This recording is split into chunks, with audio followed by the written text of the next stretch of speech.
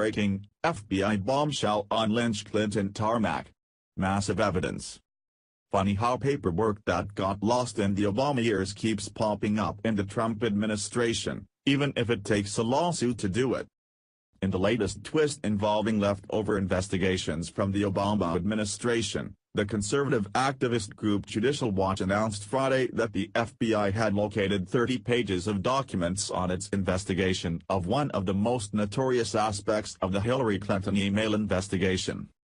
The clandestine meeting between former President Bill Clinton and then Attorney General Loretta Lynch aboard Lynch's government plane on June 27, 2016, at an Arizona airport. The FBI's disclosure came in response to lawsuit Judicial Watch filed over the FBI's failure to comply with the Freedom of Information Act request from Judicial Watch submitted in July of last year. That was only days after then FBI Director James Comey announced he was not recommending criminal prosecution of Hillary Clinton for using a private email server during her time as Secretary of State. But even under a new president, the FBI has been less than cooperative when it comes to disclosing key parts of its controversial investigation into the Clinton affair. The new documents won't be disclosed until November 30, according to Judicial Watch. It wasn't just the FBI that wanted to downplay the Clinton-Lynch tryst. The Clinton corner of the mainstream media did its best to whitewash the whole affair too.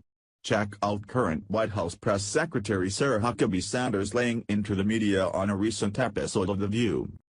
So why, even under a new administration, is the FBI still holding tight to information about its Clinton investigation? Draining a swamp takes time, especially when the swamp critters keep resisting. Comey may no longer be with the Bureau, but key personnel who participated in the attempted whitewash are no doubt still drawing their fat government salaries and waiting out the time until they can retire with fat government pensions. Slow-walking information disclosure is apparently a habit that dies hard.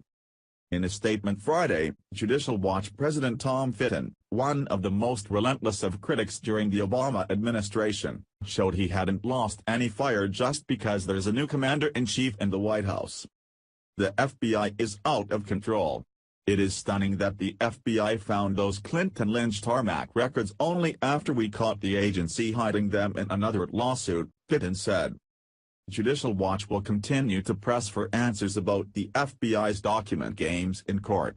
In the meantime, the FBI should stop the stonewall and release these new records immediately. While it's unclear what is actually in the documents, they're almost certain to shed more light on the Clinton-Lynch meeting, which would have passed in secret if a local television journalist had not been tipped off by a trusted source. Even more importantly, KNXV-TV's Christopher Sine refused to be intimidated by FBI agents guarding Lynch's plane.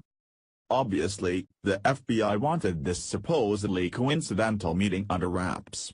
No wonder the Bureau couldn't find the information Judicial Watch was looking for when there was still the likelihood that Hillary Clinton would be president come January 2017. But Donald Trump is in the White House now and the walls of protection that surrounded the Clintons and their cronies in the Obama administration are going to come down.